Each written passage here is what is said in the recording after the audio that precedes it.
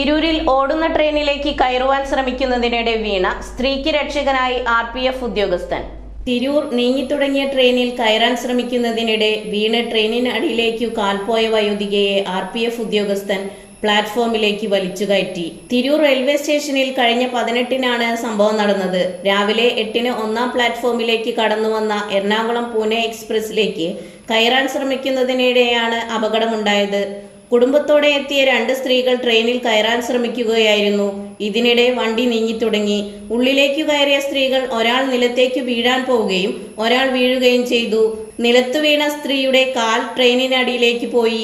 ഈ സമയം ഡ്യൂട്ടിക്കുണ്ടായിരുന്ന RPF ഉദ്യോഗസ്ഥൻ ES സുരേഷ് കുമാർ വീഴാൻ പോയ സ്ത്രീയെ തള്ളി അകത്തേക്ക് കയറ്റുകയും നിലത്തേക്ക് വീണ സ്ത്രീയെ പ്ലാറ്റ്ഫോമിലേക്ക് വലിച്ചു കയറ്റുകയും ചെയ്തു. തുടർന്ന് തിരൂർ RPF കോഴിക്കോട് RPFുമായി ബന്ധപ്പെടുകയും കോഴിക്കോട് വെച്ച് സ്ത്രീയെ പരിശോധിക്കുകയും പരിക്കുകളൊന്നുമില്ല എന്ന് ബോധ്യമാവുകയും ചെയ്തു.